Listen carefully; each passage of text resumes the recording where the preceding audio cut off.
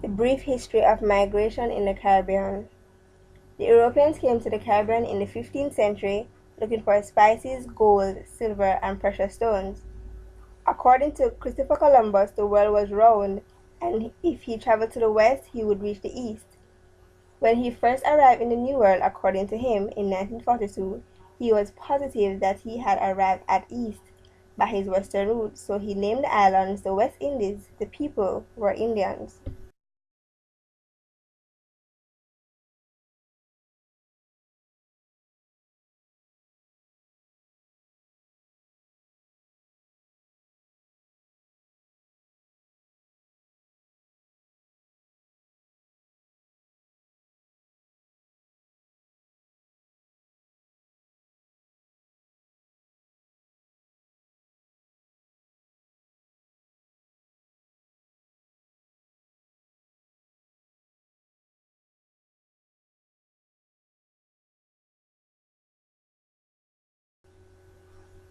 The area was named the Caribbean after the Caribs, Taínos, and Arawaks had migrated from Central and South America and were among the first people to live on the West Indian Islands.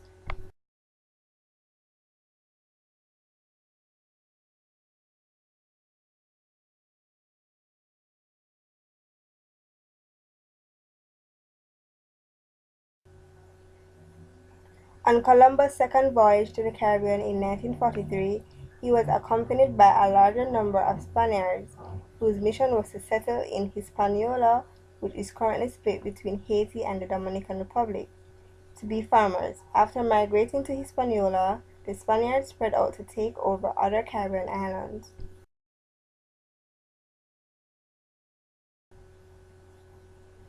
By the 16th century, the indigenous people of the Caribbean were declining. They were made to work as slaves by the Spaniards. Many died shortly after by beatings, starvation, overwork, and diseases that were introduced by the Europeans.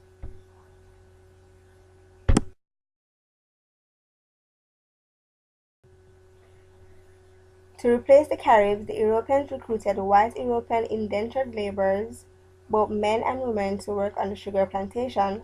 However, as laborers, they were unsuccessful, and so over 10 million Africans were taken to the New World to take their place in the sugar colonies.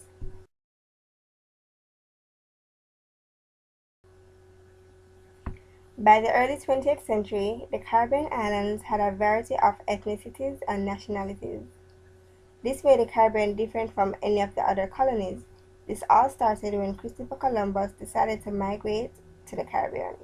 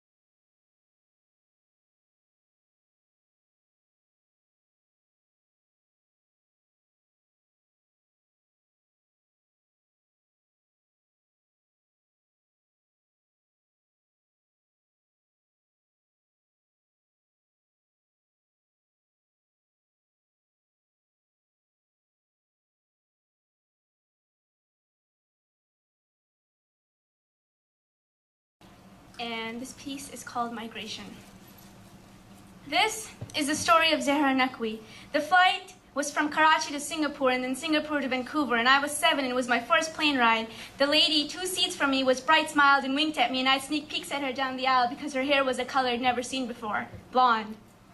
She spoke to me kindly, at least I think so, because I hadn't yet learned English, but I had learned to read smiles. Now the strange thing is she kept giving me pens. Ever so often she would turn around and hand me a pen, gel pens, ballpoints, even fountain pens, and she would say something, but all I registered was that she had an impressive collection of pens. With ESL came the delightful feeling of new meanings and sounds. My T's and D's were still harsh, and I said computer in Canada.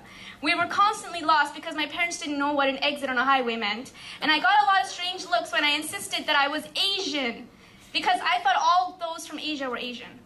And though my teacher told me I was not yet ready to read the Junie B. Jones books, I still read them.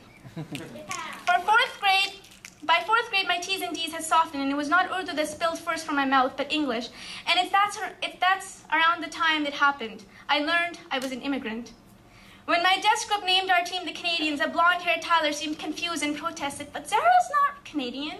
I wasn't clever enough to ask him what made one Canadian. If one had to be indigenous to the land, and the only people of true Canadian status are the First Nations, and see how nicely the immigrants treated them. Yes, I'm an immigrant from a long line of immigrants. The feet of my ancestors constantly moved from the dusty deserts of Arabia to the mountain ranges of Persia, to the spicy heat of India, and across the border trying to heal scars of colonialism to Pakistan. My plane ride to Vancouver was just another step. There are too many intricate connections and loyalties and histories and cultures and mixes of languages and colors to pin the hue of my skin to one land. So I will forever proudly be an immigrant if it means I'm a traveler. And just like my ancestors infused my blood with movement, I will pass on this legacy of migration to my children. I will tell them, move, go forth, because if you stay in one place for too long, your feet will grow thick roots until you can move no longer. So strap on your boots and move. Do not let documents and custom lines and airports define you. Do not be so partial to one color, because your own blood is a mix of so many flavors that you'll only be betraying some part of yourself. And don't you ever complain of homesickness unless you're in outer space, because the earth is your homeland. The only nation you need to be patriotic to, and your family is every person you can speak in smiles to, the land, the people you must be loyal to. Make friends with the stars so you're never lonely, and set foot in borders you're told you're foreign to, and remind them there was a time long ago when there were no borders. And in forums when they ask you to circle your race, always write humanity. Remember, your mother set foot in a new country with pockets full of pens long before she knew she was a writer. And just the same, you keep your pockets empty so you can fill them up with symbolism. Now carry the name Naqvi like a backpack full of stories, and I'll be listening and making sure that your feet are never still. Thank you.